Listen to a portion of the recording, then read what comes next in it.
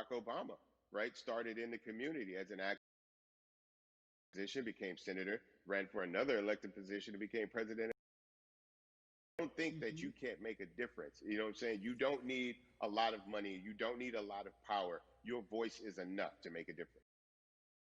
I feel like I need to go out and run for something. You gave me a rousing speech there, sir. I'd be remiss if I didn't ask you this. When I talk to my brothers, I have to ask you, as a black man, how are you doing? Are you okay?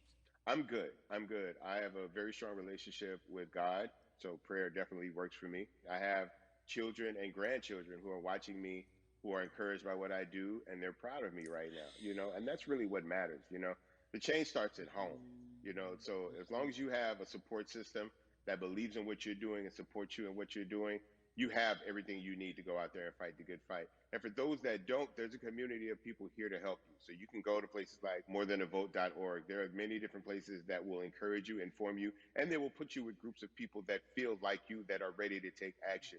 So no one has to go about this alone if they want to do it. Yeah, yeah. We're stronger together. People have been saying it, but that has much more meaning now that we are in our movement, not just this moment. Bumby, it has been an education, always a pleasure. Thank you so much. I appreciate you. Keep fighting the good fight. Keep up the good fight.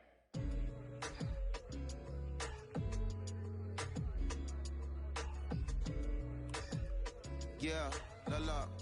So our next guest, I have to admit, I'm a fan, but there are so many different people that we could talk to, and I thought it was so imperative that we speak with her. You know her as Molly on the huge, successful show Insecure, HBO's Insecure. She also has a comedy special highlighting her Nigerian roots, and she's an amazing podcaster. Let's welcome in Yvonne Orji, everyone. You have such a beautiful way of making things funny, giving us our medicine with some candy, right? The humor and the Yeah. healing. You bring all of that to your space. And right now, as you look across this country and how everyone is so broken and so upset, if it's not social injustice, it's the pandemic, it's depression, Hi. it's unemployment, the list goes on and on. How are you doing, quite frankly? I am I'm rediscovering self in a way that is hard Hi. but necessary, that will lead to ultimate joy. I know it sounds like a lot, but no, I think I personally think that God put all of us on a global timeout. Like we just, America hasn't done as good as other people when it comes to timeouts because everyone else is out playing at recess, and we're still in the principal's office hoping and wishing we can come out. But I think that if we settle into the timeout and really learn the lesson that we're supposed to learn from this season, I think we'll emerge better. We'll learn how to play well with others in more ways than one. And Mm. so personally for me, I'm taking this time to learn me in a new way. I feel like I'm being ushered into a new season, and I'm getting still, because sometimes the busy uh, confounds the work that we're supposed to actually be doing. We're busy doing other stuff, but we got work that we need to do on the inside. And I'm leaning into it. I'm like, dang, I thought I was gonna be able to rest like everybody else. And God's like, nah, we got work to do. You know what? And I think that's what everybody is saying about 2020. It's demanding that we be better. And you said it's a global timeout. What do you mean by that? Yeah, it's like everyone sit down, be humble, to quote the great prophet Kendrick Lamar. No, seriously, sit down and let's reevaluate some things. Let us unearth and shake up the things that we have been trying to hide within ourselves, within our nation. I think America is going through an unraveling right now, a much needed, a much necessary one. And I think all eyes on us, right? There is no, oh, I was on the subway for an hour, so I didn't miss that thing that happened. No, everybody was home. Everybody, was watching when George Floyd died, and everybody, no one could hide it. Everyone was watching when Amy Cooper called the cops. Like, this is a time where it's like, oh, we can't pretend it away. We can't Hey excuse it everybody, away. No, emoji no, no, no, grin. no. It's a global timeout. Sit down, watch, and let's learn. And globally, it's like, hey, we were going business as usual, but it ain't usual no more. Like that, Yeah. that's old. Anytime change occurs, it's very uncomfortable. And so right now we're sitting with we're getting we're getting comfortable with the uncomfortable. the minorities, we've been comfortable with being uncomfortable because that to me explains just the existence for whatever we want to do, how we break into our careers, how we live our lives, how we find ourselves one of the few or one of the first. And that's a lonely road. When you look at and when you talk about this global timeout, everybody had to pay attention to Amy Cooper. Everyone had to pay attention to George Floyd. How is that helping us as a people, as a country during our global timeout?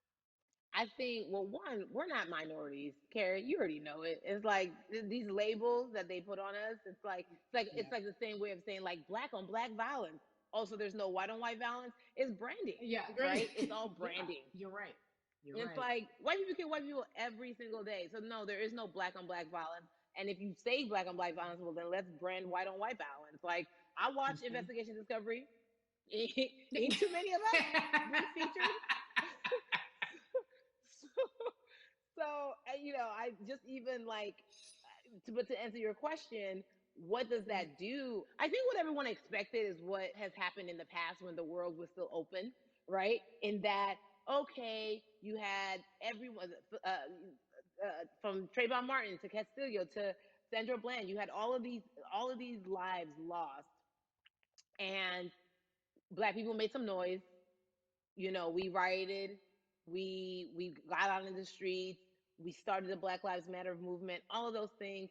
And then white people kind of just like, oh, let's give them something, and then it's just like, is it over? It's like Oscars so black. Okay, okay, good. We gave some Oscars. Are we good now? Like, are we even? Hmm. And it's now it's just Hmm. like, oh no no no no no. This is not about like a band aid. It's like, yo, we might have to amputate the leg a little bit, but it's all right because we're gonna by amputating the leg we're gonna save the body.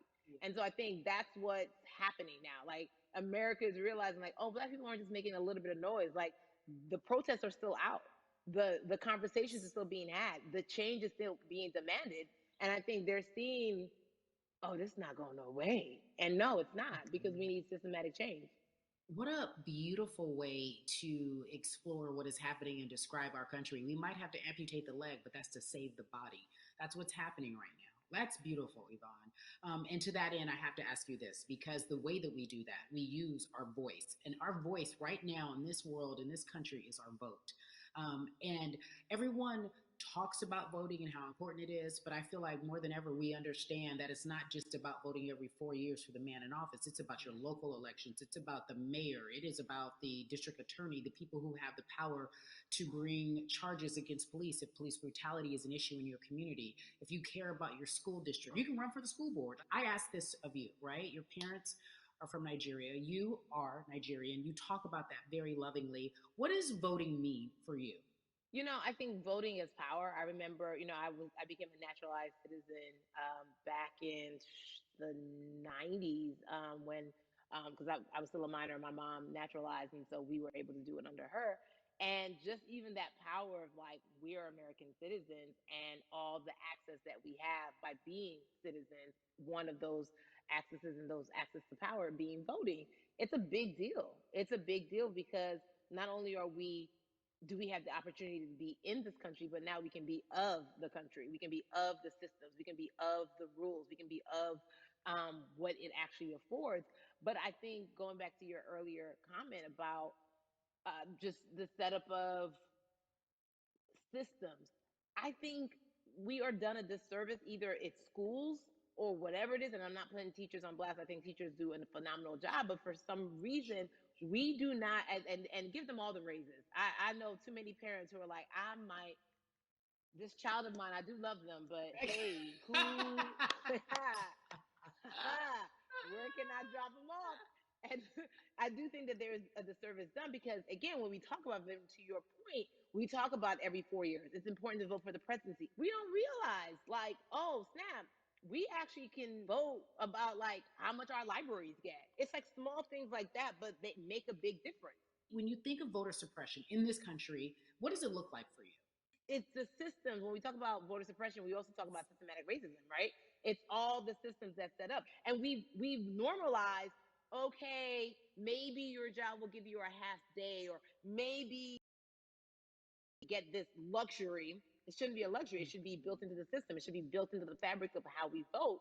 But maybe you'll be able to get this luxury in order to enable you to go vote. Think about everything disenfranchised, marginalized Black person has to endure in a day. So in a day, you need to get to work. If something happens to your car, if something happens to your child care, if something happens to, there's so many factors along the way that can send you into a tailspin as an American. And then you add on as a person of color. If you're just trying to get to vote and you already have to go through all of these hurdles and hoops in your everyday life, imagine the one day when your voice really is supposed to matter the most in this country. But then you also see all the times that you tried to have your voice matter and then it's been shut down, repressed, told it doesn't matter. And then you're kind of like, what's the point? How do we keep hope though? If I'm watching this right now, I want to I how do we as a people stay hopeful? How do we believe in the promise that these quote unquote forefathers have given us? Because have you met Black people? By default, like hope is infused in our DNA. Like you know what I'm saying? Like by default, like if we haven't been broken now through, be it through You're right. slavery, through Give it to me. Give capitalism, it to me. through Give it through to me. colonization, through Yeah, segregation, you're right. through Go, go, I mean, go, listen, go, go, black go. the history of Black people in this country is at one point we were 3/5 the people. Mm-hmm. That's it. At one, That was a written law. And look at us now. We are whole. We are Black girl yeah. magic. We are Black boy joy. We are, you know what I'm saying? Mm-hmm. What I think about in terms of giving us hope, right? We're making a lot of people nervous right now, Carrie. We're Oh, making a girl. lot of people Ben. nervous right now because they're like, dang, we put all these obstacles in their way, and these jokers are resilient. But that should give us hope. That should give us hope that like we can't stop, won't stop. I mean, I went to the school of Diddy. You know what I'm saying? Hashtag, bye bye bye bye. Harlem shaking it right now. Can't stop, won't stop. And I think that's our motto. We can't stop voting and we won't stop voting. We can't stop marching and we won't stop marching. We can't stop thriving and we won't stop thriving. To that end, because you led me directly there, I've been asking everyone who's appeared on this platform, what does activism look like? And I feel like back in the day, we had an idea. Yes, it is marching. Yes, it Yeah. is protesting. Yes, it is speaking out against things that we feel are not right or unjust. But talk to me about what activism looks like for Yvonne Orji. Listen, activism, I think the beauty of activism is that it has many faces, right? You're going to have the people on the front lines. Like, you know what? Martin Luther King marched, but there were a lot of women who were in the homes like, hey, BT Dubs, when they come back, this is how we support all the people who are marching on the front lines. And we're going to be here doing what we know to do best here. And you know what? Somebody needs to bail them out of jail so now we need to be in the community, getting money or whatever it is. So it's like everybody has a position to play. And so play your position like a shortstop, bruh. So whoever you are and whatever you do, play your position. So activism could look like, you know what? I'm not the one that's built to be on the front line, but you know what? My pockets go deep, so I'm gonna support the people on the front line. I'm a comedian. Black joy is a form of activism. There's always a call for entertainers or celebrities that have the platform to do something. Why aren't you speaking out? I'm not a believer in thinking that it's mandatory. Like you said, everyone can be an activist and be activated in different ways. But talk to me about the connection. Talk to me about the marginalization in your world and how you feel like it even inspires you to say more and use your platform to do more.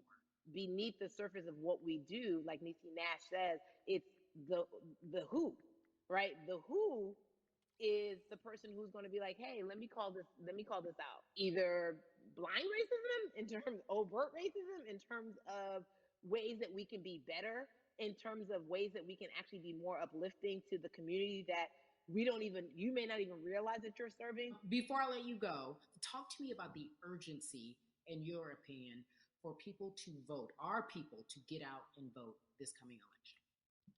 Yeah, I mean, guys, guys, guys, if you think you're tired now, I'm telling you right now, we cannot take this sitting down. We can't take this jokingly. I understand that it may be hard to figure out who to vote for, but at the end of the day, we got to vote for our families. We got to vote for our legacies. We got to vote for continued progress. We have to vote for upward mobility. We have to vote for equality in a way that is long lasting. And if we succeeded before, we can do it again. You talk about the hope. This is the time. This is not the time to give up. This is not the time to pretend away that we haven't made progress. We have. There's still much more to be done. And you know what? We might have to get to a point where we pass the baton to our children. We still have work to do now for that generation. Von Orgy, you are everything. You are Molly, but you are not Molly. But I love you so much as Molly on HBO's Insecure. You are an amazing podcaster, Jesus and Joloff. Shout out to Lovey. And then we also have movies. Like you, the world. You're a model, a cover model. Also, wait, don't let me forget your hugely successful stand-up comedy special on HBO. Girl, I mean, you're doing it all, and I am so grateful. You're truly the dream, not just the American dream. You're the black girl, brown girl, do it all dream, the immigrant dream, everything. You're a beautiful, beautiful soul.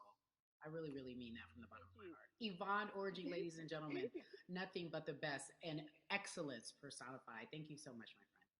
I love you so much, Mama. Mwah.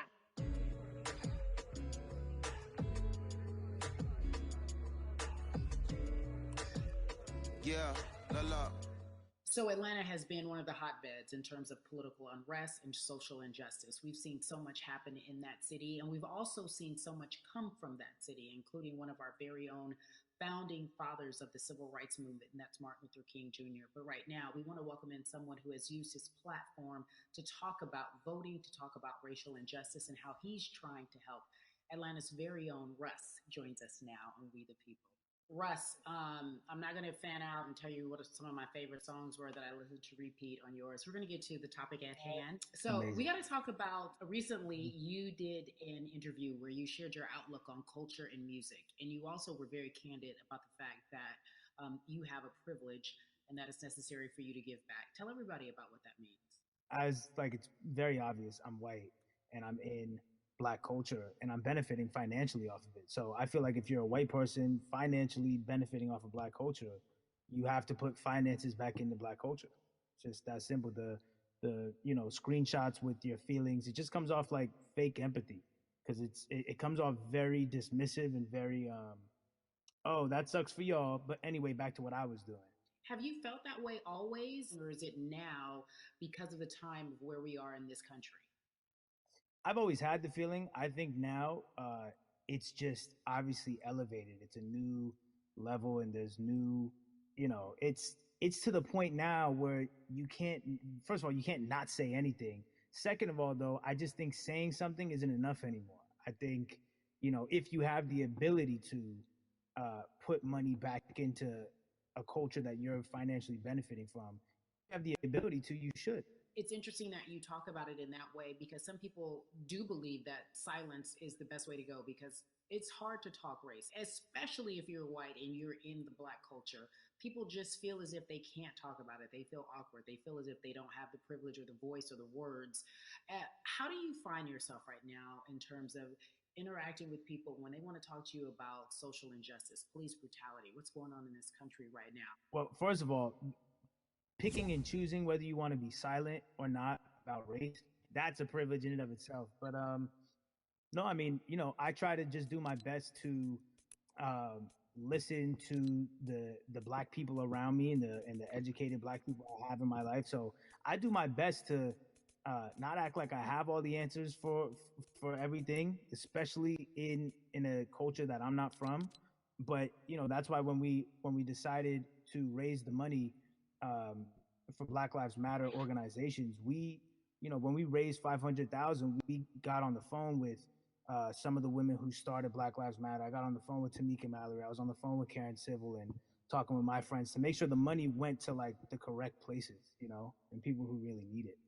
It's just about listening. That's all. It's about listening. Let's talk about that for a moment because the way I think of activism, for me, it looks very differently. It's not necessarily just protesting on the front lines. I think that's great. But what about being an activist in the way in which you have decided to be one. What inspired you? What did it look like? You said you raised money for Black Lives Matter.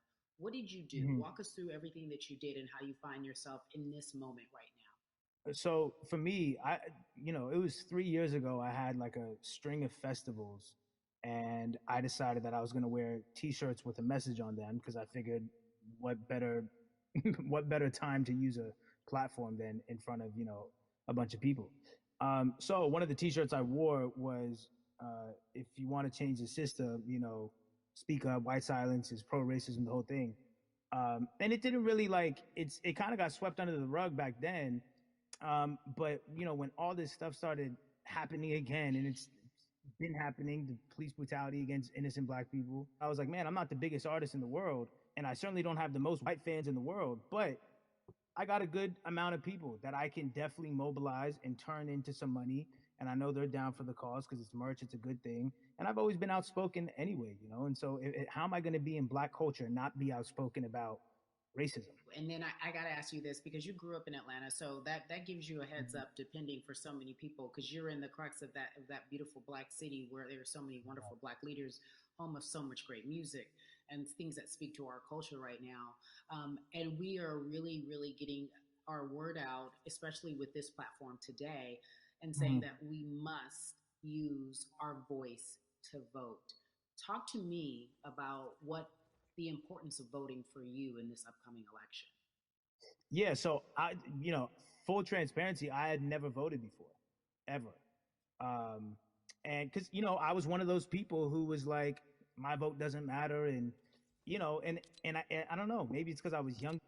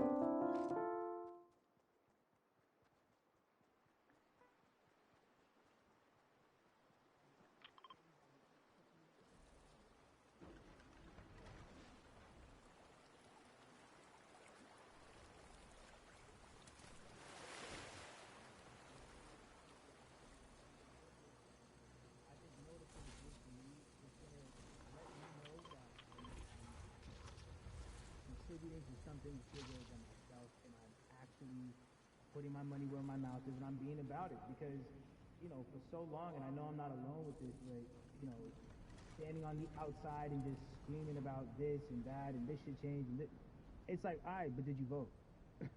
you know, and so I know it's gonna feel good to know that I played a small role, and that's the problem. I think the mentality of like my vote doesn't matter needs to be changed to my vote, albeit small, does matter. It's a role I'm playing, and if I play my part and you play your part, and he and she plays their part, then we make a difference. But it'll feel. I have a feeling it's gonna it's gonna feel very, very bigger than me. I think when you realize that giving uh, actually feels better than receiving, that's when you start wanting to do your part and contribute. So, voting is an easy way to give.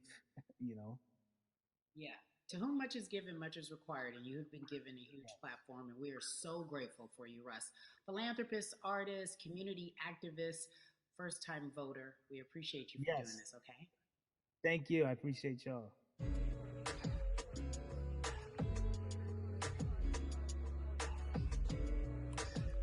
Yeah, la la.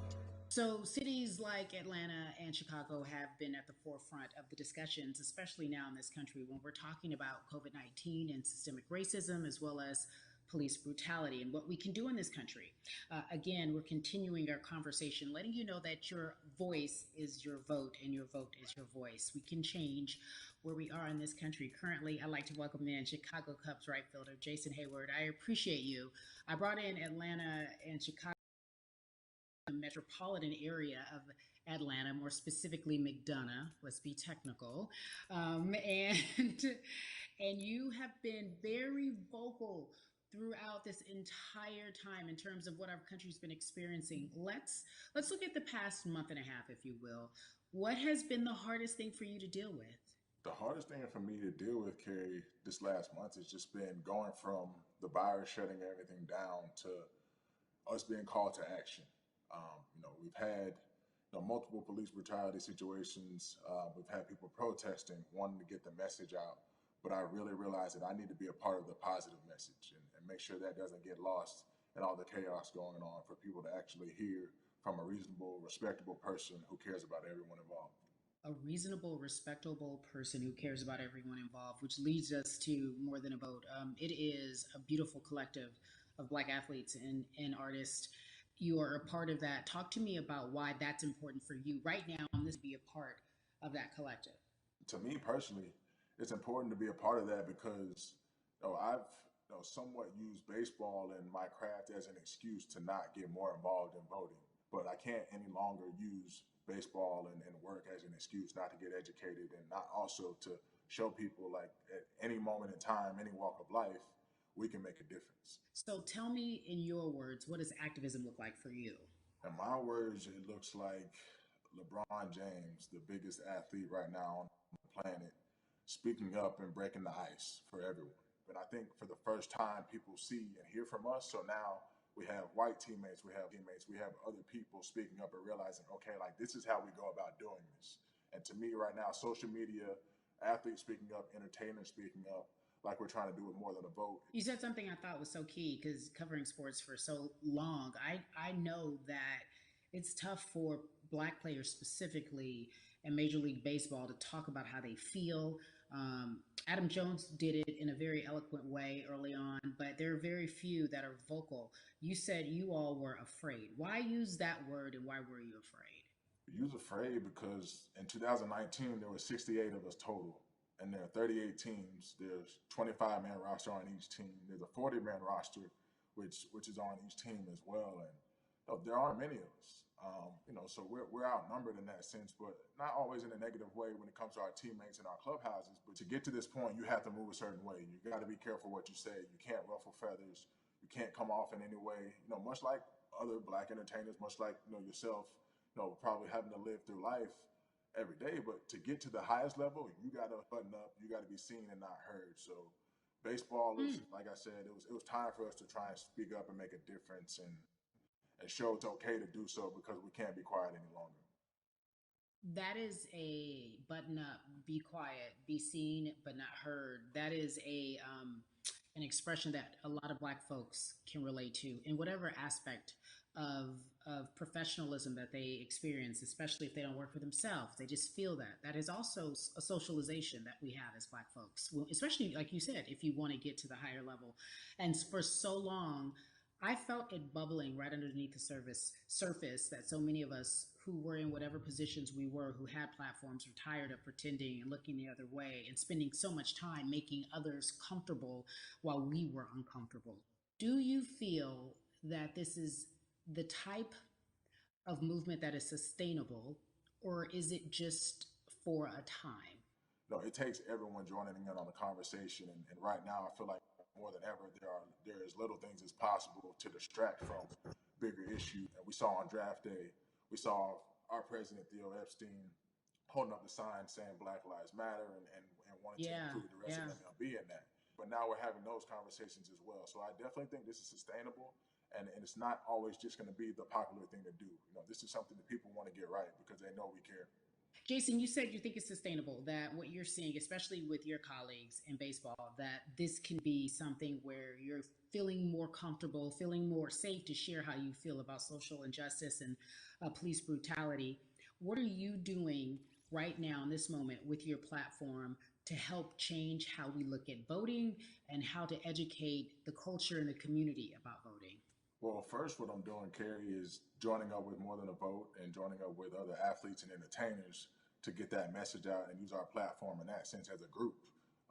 And try to create a brand with this to make it something that's not just about the election coming, make sure that it's about people getting educated for years to come and figure out where to vote and how to vote. We've got people in different areas that cover different demographics and influence different areas of people. And as a baseball player, as a black baseball player, I feel like now, like we talked about, is finally the time to show people that you can use your voice in this profession. You don't have to be afraid.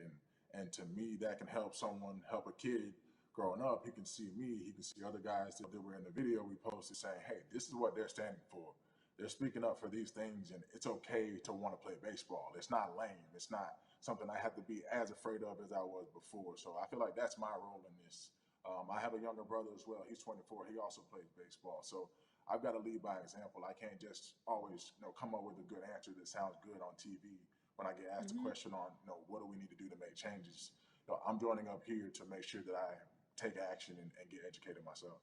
For one, so many people, I feel like in Atlanta, they're on the move. Or when you want to try to make a vote and try and cast your vote, you have to do it by mail. You have to sign up for the absentee ballot.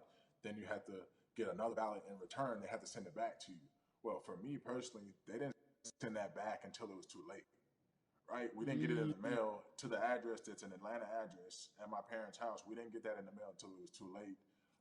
And then from other friends and family that are still in Georgia right now, I just hear about them being held in lines too long and trying to get off work. And we know how it is for any family, but let alone a black family in the inner city or in the suburbs trying to take care of their family and trying to provide for them.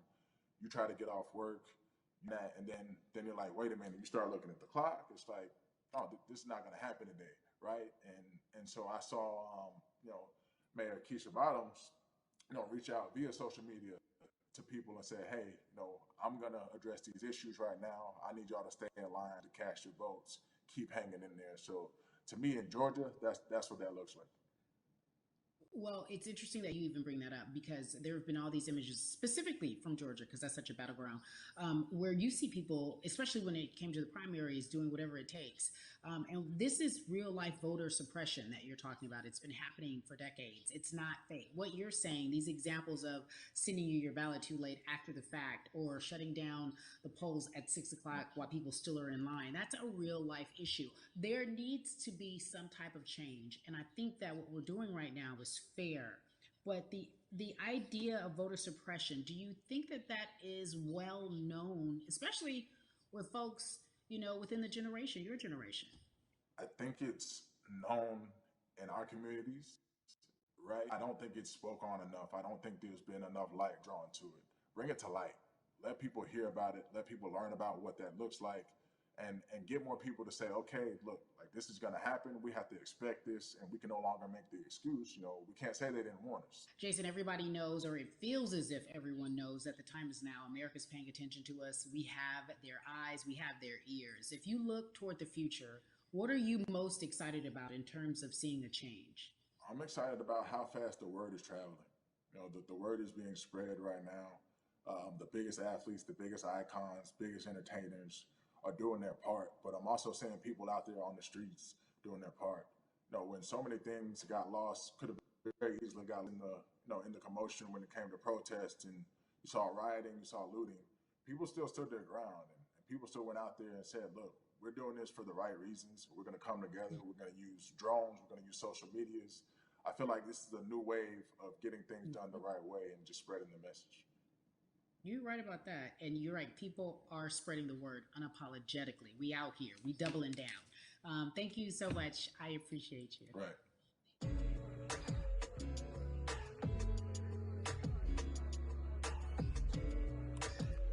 Yeah, la la. Excited to welcome a friend, a brother, family member, if you will, former colleague, NBA great, sports analyst, philanthropist. He does it all. And he's here to give us his time and his platform to talk about something that is so important, that is voting. Everybody, welcome Jalen Rose to We the People. Talk to me about how important it is for the people who know you and love you and look up to you. Why is it so important that you use your platform to talk about voting? Initially, we have to get past the stigma of the mental systemic racism that comes with the presidential race, governors, mayors, senators, judges. We've been conditioned to believe that our vote does not matter. So usually when we looked up at all of those races and people that were running, not only did they not look like us, we didn't believe they were there to represent our best interests. So therefore, as a collective, we didn't mobilize until Barack Obama, and we felt a sense of hope that finally our country is going to do something that we felt would never happen in our lifetime. And I remember being at the inauguration in 2008. I made sure I was there. And we voted in 2016.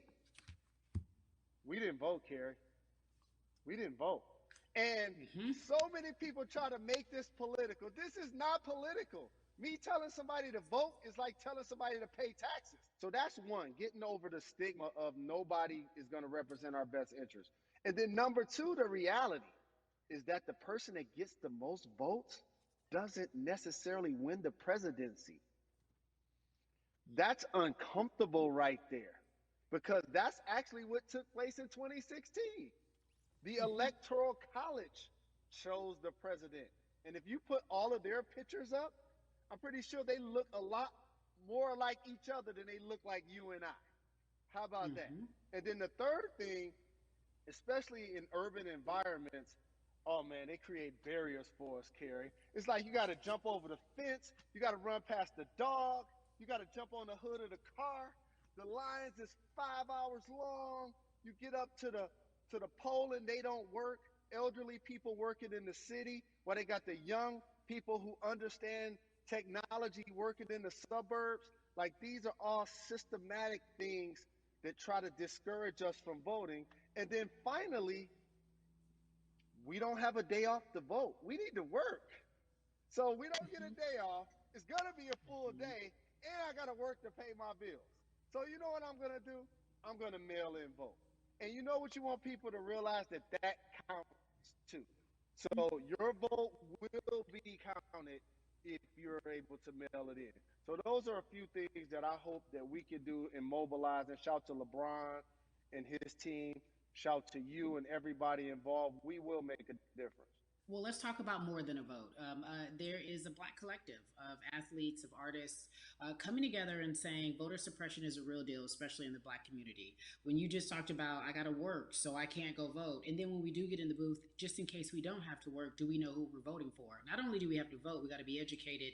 And it's not always even about the man who's in office or the woman who's in office for president. It's about your local elections. It's about the people who are your DAs, your state DAs, like the people who actually make change in your community, who will change police brutality, who will make sure that your community is taken care of, who will defund police and hope that they can help you in stopping police brutality. So talk to me about why you decided to be a part of More Than a Vote and what it actually means. Well, it means a lot to be involved with such an impressive collective, as you mentioned. And I said this multiple times, and I know it can be uncomfortable when I say it, but a lot of times we have to get to the root of the issue before we find a solution. And the quote was, I wish America loved black people as much as it loves black culture.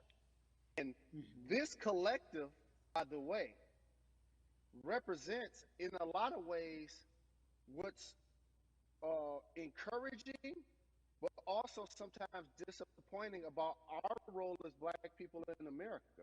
Because we were brought here as labor and to entertain.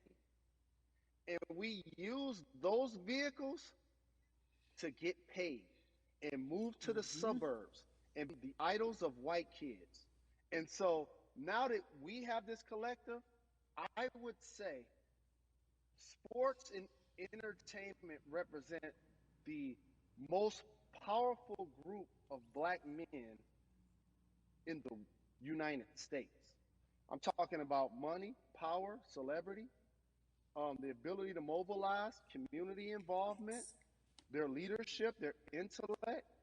And so to have all of us pull it in the same direction at the same time for anything that we're passionate about is going to be a difference maker, but it's definitely going to be a difference maker in the 2020 vote because we're going to make sure we inform everybody that they can let their voice be heard, and failure is not an option.